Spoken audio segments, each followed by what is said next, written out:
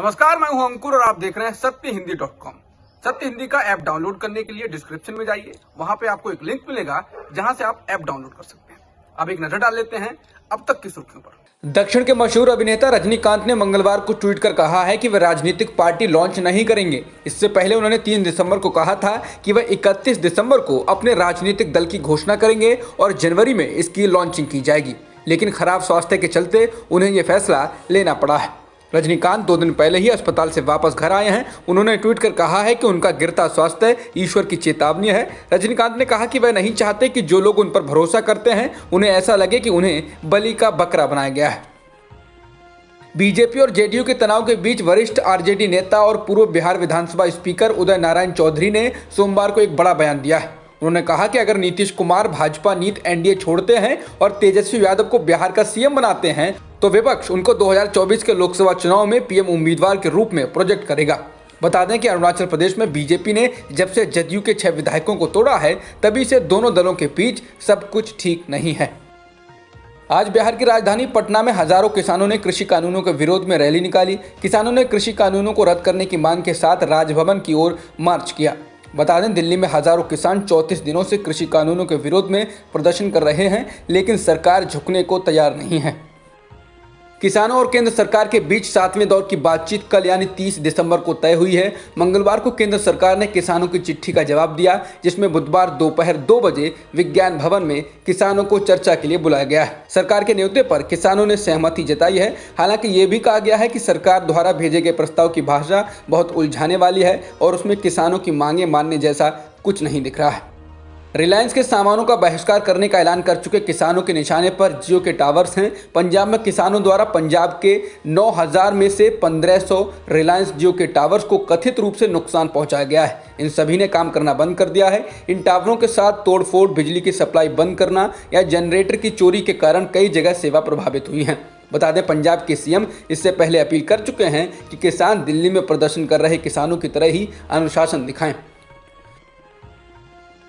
मुख्यमंत्री कैप्टन अमरिंदर सिंह ने राज्य में मोबाइल टावरों के साथ छेड़छाड़ और दूरसंचार सेवाओं को बाधित करने के खिलाफ अब कड़ी चेतावनी दी है और पुलिस से ऐसे मामलों में सख्त कार्रवाई करने को कहा है। मुख्यमंत्री ने कहा है कि वह पंजाब में अराजकता या किसी निजी या सार्वजनिक संपत्ति के विनाश को सहन करने की अनुमति नहीं दे सकते। सिंह ने किसानों को यह भी याद दिलाया कि इस तरह संचार साधनों को नुकसान पहुंचाना छात्रों, खासकर बोर्ड परीक्षा की तैयारी करने वाले और कोविड महामारी के कारण घर से काम करने वाले पेशेवरों के लिए नुकसानदायक होगा। मध्य प्रदेश कैबिनेट ने धार्मिक स्वतंत्रता विधेयक को मंजूरी दे दी है। जबरन धर्मांतरण पर रोक लगाने के लिए यह कानून बनाया जा रहा है। जल्द इसे विधानसभा में पेश किया जाएगा। इससे पहले उत्तर प्रदेश सरकार धर्मांतरण के खिलाफ कानून बना चुकी है। हिमाचल प्रदेश में भी यह कानून लागू हो चुका है। इस कानून के तहत जबरन धर्मांतरण करवाने पर 5 साल तक की सजा हो सकती है। वहीं अगर महिला, नाबालिग या फिर SC/ST का धर्मांतरण जबरदस्ती करवाया जाता है तो 2 साल से 10 साल तक की सजा है और 50,000 रुपये जुर्माना का प्रावधान है। भारत में पहली बार नए किस्म के कोरोना से संक्रमित मरीज पाए गए हैं। 6 लोगों में नया स्ट्रेन या नए किस्म का कोरोना पाया गया है। ये सभी ब्रिटेन से लौटे थे। हाल के दिनों में ब्रिटेन से लौटे लोगों की विशेष कोरोना जांच की गई है, जिनमें से इन 6 लोगों में इस नए किस्म के कोरोना संक्रमण की पुष्टि हुई है। ब्रिटेन में पाए गए इस नए किस्म के कोरोना का पूरी दुनिया में इसलिए खौफ है क्योंकि ये 70% अधिक तेजी से फैल रहा है। इसी कारण दुनिया के कई देशों ने ब्रिटेन के लिए अपनी उड़ानें रद्द कर दी हैं। भारत ने भी ऐसा ही सख्त फैसला किया है। इसको फैलने से रोकने के लिए तैयारी की गई है। कई राज्यों में रात का कर्फ्यू भी लगाया गया है। मुंबई पुलिस ने TRP स्कैम में कथित तौर पर सीधे अर्नब गोस्वामी का हाथ होने का पहली बार सबूत होने का दावा किया है। पुलिस ने अदालत में सोमवार को रिमांड रिपोर्ट पेश की है। इसमें इसने कहा है कि रिपब्लिक टीवी के प्रमुख संपादक अर्नब गोस्वामी ने रिपब्लिक न्यूज़ के 2 चैनलों की रेटिंग बढ़ाने के लिए ब्रॉडकास्ट ऑडियंस रिसर्च काउंसिल यानी बार्क के पूर्व CEO पार्थो दास गुप्ता को लाखों रुपए का भुगतान किया था। पार्थो दास गुप्ता को पिछले हफ्ते ही गिरफ्तार किया गया था। इससे पहले TRP स्कैम के मामले में ही रिपब्लिक टीवी के मुख्य कार्यकारी अधिकारी विकास खानचंदानी को मुंबई पुलिस गिरफ्तार कर चुकी थी। TRP स्कैम के मामले में अब तक 15 गिरफ्तारी हो चुकी हैं, लेकिन अब तक सीधे अर्नब गोस्वामी का नाम नहीं आया था। कर्नाटक विधान परिषद के डिप्टी स्पीकर SL धर्मगौड़ा मंगलवार को राज्य के चिकमंगलूर में एक रेलवे ट्रैक पर मृत पाए गए हैं। पुलिस ने इसकी जानकारी दी है। पुलिस ने मीडिया को बताया कि यह सुसाइड का केस है और उनके शव के पास एक सुसाइड नोट मिला है। उनका शव मंगलवार की तड़के सुबह 2 बजे के आसपास मिला। जनता दल सेक्युलर के नेता अभी कुछ दिनों पहले ही चर्चा में तब आए थे जब परिषद में कुछ पार्षदों ने उनके साथ जबरदस्ती की थी और जोर देकर उनको कुर्सी से हटा दिया था। पीएमसी बैंक धोखाधड़ी से जुड़े एक मामले में संजय राउत की पत्नी वर्षा राउत ने ईडी के सामने पेश होने के लिए 5 जनवरी तक का वक्त मांगा है। वर्षा राउत आज प्रवर्तन निदेशालय यानी ईडी के समक्ष पेश नहीं होंगी। बता दें, ईडी शिवसेना नेता और राज्यसभा सांसद संजय राउत की पत्नी वर्षा राउत से पूछताछ करना चाहता है। ईडी ने राउत की पत्नी को समन जारी करके 29 दिसंबर यानी आज पूछताछ के लिए बुलाया था। इसके बाद महाराष्ट्र में सियासी पारा चढ़ गया है। भारत ने दूसरे टेस्ट मैच में ऑस्ट्रेलिया को 8 विकेट से हरा दिया है। इसके साथ ही 4 टेस्ट मैचों की सीरीज में भारत और ऑस्ट्रेलिया 1-1 की बराबरी पर आ गए हैं। दूसरे टेस्ट मैच की दूसरी पारी में ऑस्ट्रेलिया के सभी खिलाड़ी 200 रन बनाकर आउट हो गए थे। ऑस्ट्रेलिया को 69 रनों की बढ़त मिली और भारत को यह टेस्ट मैच जीतने के लिए महज 70 रन बनाने थे।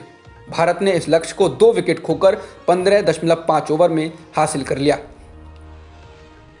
दूसरे टेस्ट मैच में शानदार जीत के बाद कप्तान रहाणे की काफ़ी तारीफ हो रही है। रहाणे की कप्तानी पर पूर्व क्रिकेटर और चयनकर्ता रहे मदन लाल कहते हैं कि रहाणे ने फील्डर वहां खड़े किए जहां ऑस्ट्रेलिया बल्लेबाजों ने कैच दिए। बता दें, रहाणे इससे पहले अपनी घरेलू पिचों पर ऑस्ट्रेलिया के खिलाफ 2017 में धर्मशाला में और 2018 में बेंगलुरु में अफगानिस्तान के खिलाफ कप्तानी कर चुके हैं और दोनों ही मैच में जीत भारत की हुई थी। इसके अलावा रहाणे ने 2015 में जिम्बाब्वे के खिलाफ हरारे में खेली गई 1 दिवसीय सीरीज में 3-0 से जीती थी।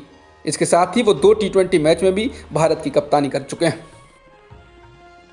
सऊदी अरब में महिला अधिकारों की लड़ाई के लिए आवाज उठाने वाली प्रमुख सामाजिक कार्यकर्ता 31 साल की लुजैन अल हथलौल को लगभग 6 साल की जेल की सजा सुनाई गई है। लुजैन को 2018 में ही हिरासत में ले लिया गया था। अब उन्हें 5 साल 8 महीने की जेल की सजा सुनाई गई है। द गार्डियन की खबर के मुताबिक लुजैन को किंगडम के खिलाफ षड्यंत्र रचने और विदेशी ताकतों के साथ मिलकर साजिश रचने के आरोप में हिरासत में लिया गया है और उन्हें इस मामले में सोमवार को एक कोर्ट ने ये सजा सुनाई। हालांकि कोर्ट ने उनकी सजा में से 2 साल और 10 महीने की अवधि को घटा दिया है और सजा शुरू होने की तारीख मई 2018 कर दी है, जब उन्हें हिरासत में लिया गया था। ऐसे में लुजैन को अब बस 3 महीने ही जेल की सजा काटनी होगी। चीन ने उन रिपोर्ट्स को बेबुनियाद बताया है जिनमें कहा जा रहा है कि चीन ने चीन पाकिस्तान इकोनॉमिक कॉरिडोर यानी सीपैक की एक मुख्य परियोजना के कर्ज के लिए पाकिस्तान से अतिरिक्त गारंटी मांगी है। चीनी विदेश मंत्रालय ने इन आरोपों को खारिज करते हुए कहा है उसने कोई अतिरिक्त गारंटी नहीं मांगी है और सीपीईसी यानी सीपैक परियोजना महामारी के बावजूद ट्रैक पर है। बता दें, पाकिस्तान के द एक्सप्रेस ट्रिब्यून अखबार ने रिपोर्ट किया था कि चीन ने मेन लाइन 1 परियोजना के लिए $6 अरब का कर्ज देने से पहले अतिरिक्त गारंटी की मांग की है। इस परियोजना में पेशावर से कराची तक 1872 किलोमीटर रेल लाइन को अपग्रेड किया जाना है। चीन के वुहान शहर से कोरोना वायरस महामारी पर रिपोर्ट करने वाली एक चीनी सिटीजन जर्नलिस्ट जैंग जान को 4 साल की जेल की सजा सुना दी गई है। चीन में विरोध करने वालों के खिलाफ ऐसी धाराएं लगाई जाती हैं। 37 वर्षीय पूर्व वकील जान को मई में हिरासत में लिया गया था। वो कई महीनों से भूख हड़ताल पर हैं। उनके वकीलों का कहना है कि उनकी सेहत खराब है। बता दें, चीन में कोई स्वतंत्र मीडिया नहीं है और अधिकारी ऐसे लोगों पर शिकंजा कसते हैं जो महामारी के दौरान सरकार की नीतियों के खिलाफ अपनी प्रतिक्रिया देते हैं। अब तक की खबरों में इतना ही। बाकी खबरों के लिए बने रहिए सत्यहिंदी.com के साथ। सत्य हिंदी का ऐप डाउनलोड करें गूगल प्ले स्टोर पर।